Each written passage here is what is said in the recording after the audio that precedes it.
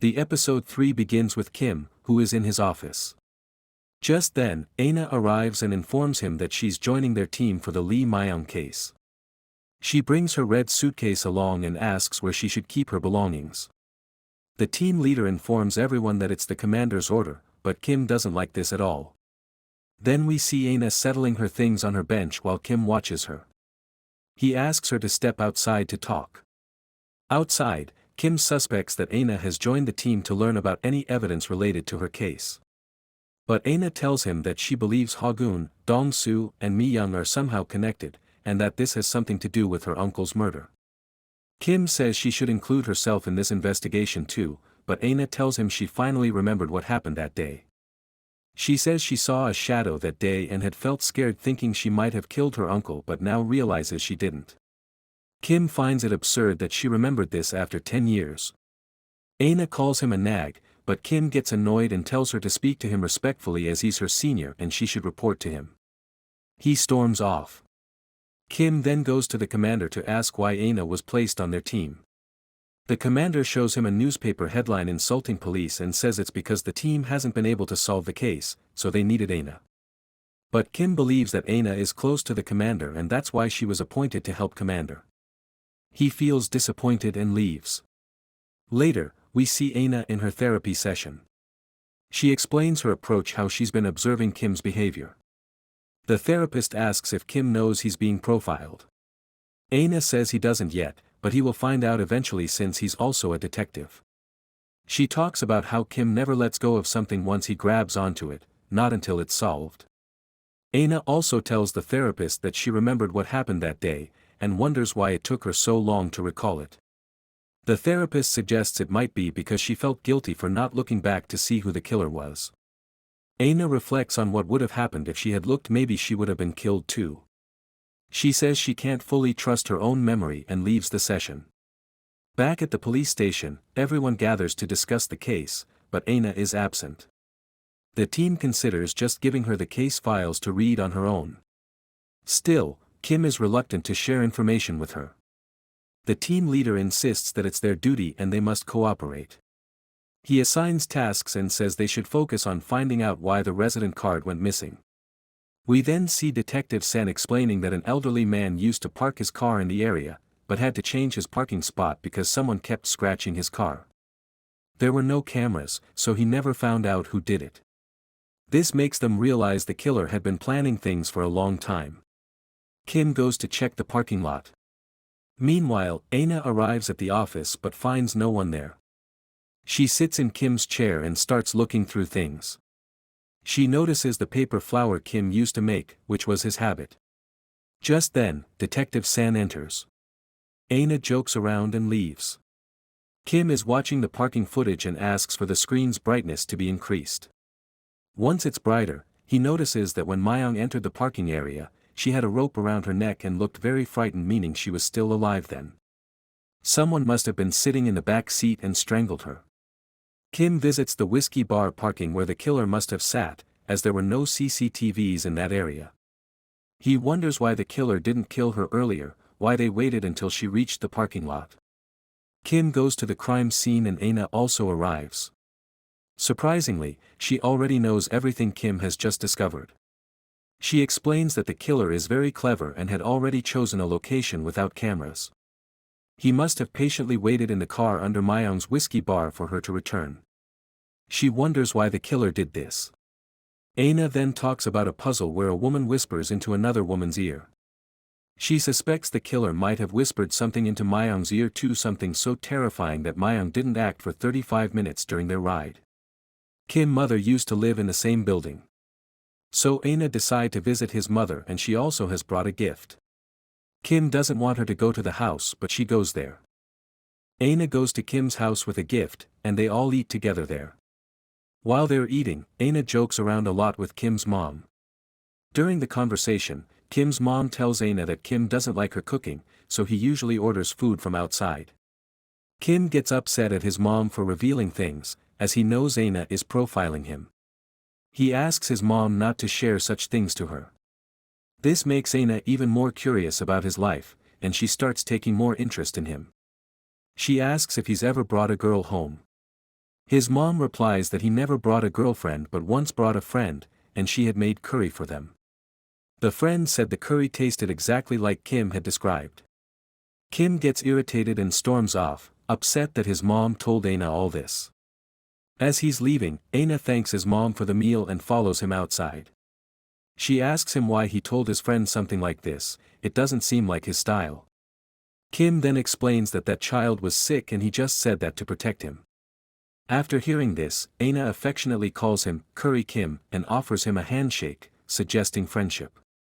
Then she starts talking about the puzzle and says she used to wonder why the killer sent her the puzzle. She now believes the killer knows her personally and is doing this intentionally. She says she needs someone she can trust, and that someone is Kim. She tells him he can profile her all he wants until she becomes someone he can trust, then leaves. Later, we see Aina thinking about the case and wondering what the real connection between the two cases is. Meanwhile, Kim shows CCTV footage to his team. They're impressed and start calling him a CCTV master. Forensic reports reveal fingerprints on the driver's headrest. The team wonders why the killer took the resident card, especially since everything at home was untouched, meaning it wasn't used. They question why the killer waited and did not kill the victim just as she entered the car. Kim speculates that this might have been the motive, that the killer wanted to kill in the same building. Indication building has something to do with it. Just then, Aina enters with her report. She reads out that the killer is very smart and begins linking both cases, suggesting they are the work of a serial killer. The team leader gets angry and throws the report aside, calling it childish. They don't take her seriously, but she explains that the puzzle piece makes her feel the cases are connected. She also adds more evidence, like both victims were killed in personal spaces, with no CCTV, minimal force was used, and the killer planned everything meticulously, which indicates hatred and a personal motive. She believes this is a serial killing case. But the others still don't trust her. Some team members think Aina is only involved in the case to catch her uncle's killer. They ask Kim's opinion. He partly agrees with Aina but says she might be just making up a story about a serial killer. At that moment, the commander enters the room, throws papers at them angrily, and leaves. Later, the commander goes to his room, where Aina follows, and he asks if she is involved in the case just to catch her uncle's killer. She says yes, and the commander tells her he understands how she feels but asks her to stop making up stories and just do her job. Aina doesn't take him seriously and leaves, saying, "Bye." The team leader then tells everyone not to discuss Aina's report and to focus on their own work. Kim, however, is affected and feels they should try to understand what kind of person Mayang was, because finding the motive is key to catching the killer. We then see Detective Nam attending therapy. She's still haunted by the incident and feels guilty for not being able to save Mayang. She goes to the same clinic Aina visits. Back at the police station, the team discusses Mayang's family. They find out she had distanced herself from her family years ago, and even her brother isn't coming. They try to contact her father, but he doesn't answer, so they plan to visit him directly. Kim volunteers to go. As Kim sits in his car ready to leave, Aina shows up and insists on coming too. Kim doesn't want to take her but ends up letting her come along. On the way, Aina wonders whether Mayang's father even knows she's been murdered, and why she had cut off all ties with him since middle school. When they reach his house, they find it abandoned. A neighbor tells them he's in a nursing home and suffers from dementia. They go to the nursing home, and a nurse tells them his condition fluctuates. Sometimes he talks, sometimes he stays silent all day.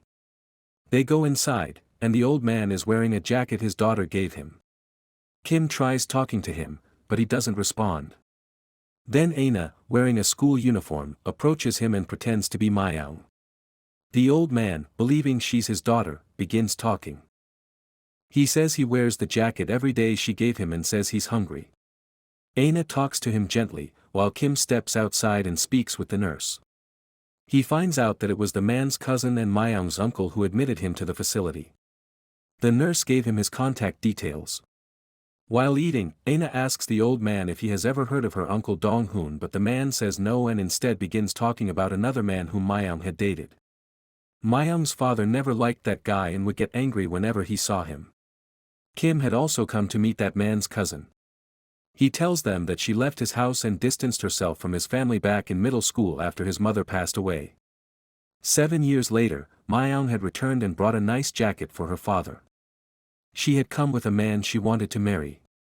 Kim asked the name of the man, but he doesn't know. He only says the man seemed like a businessman and that something about Myeong had changed. She seemed very you. Then Kim goes to Myeong's father's old house, where Aina is already present. Both of them have learned the same things, so they begin searching the house together. Kim says they probably won't find anything because Myeong had only come once. But Aina remembers the old man saying that seeing that guy every time always made him angry, which implies there should be some photos. While searching, they find a photo of a man. At the police station, the whole team looks at the photo and wonders how they'll identify him without a name. The team leader tells them to go out and show the photo to people in vicinity of this cases. Later, as Kim and Aina are returning home in the car, Aina asks if Myeong's father will feel sorrow when he eventually learns that his daughter has died. And if he finds out later, will the sorrow be any less? Kim replies that no, it will be the same amount of pain, and maybe it's a good thing he has dementia. Aina then asks Kim what he thinks Aina must have felt when she saw her uncle lying dead, and she gets emotional. Kim then finally says he now believes that Aina is not the killer. Aina is happy that he finally believes her. She also mentions how Myeong's father said that when she returned after 7 years, she had completely changed and become a different person. Aina wonders what that could mean but doesn't understand it yet. Later, Aina is seen talking to her therapist at a bar. She says maybe the man she thought her uncle wasn't that person at all. She asks if people can really become entirely different people. The therapist says that yes, sometimes people do change completely due to situations, time, or personal choices, and she talks a bit philosophically about it. Next, Kim is seen speaking with an employee from Myeong's bar, asking if she recognizes the man in the photo he sent her and also mentions the photo to be 20 years old. The employee recognizes the man in photo. Kim goes to meet her, and she tells him that man came twice. The first time was right after their bar had newly opened, and he congratulated Myeong. But the second time, a month ago, he had created a huge scene. He had become a completely different person. He was angry, yelling that the bar existed because of him, and even claimed that the apartment should have belonged to him. She gives Kim a business card from the man's restaurant, with the name Chimak Kang. Just then, Kim's team leader calls and informs him that the fingerprints found in the car matched a man named Chimak Kang. Half the team heads to his restaurant, the other half to his house. Kim leaves to check the restaurant. At the restaurant, Kang is not there. The team doesn't believe it and starts searching the place thoroughly. They suspect he found out the police were coming and ran away. Meanwhile, the team leader gets a call Kang wasn't at home either. His wife said he hadn't come home since the previous night. The episode ends with a red suitcase being found in the river. Thanks for watching.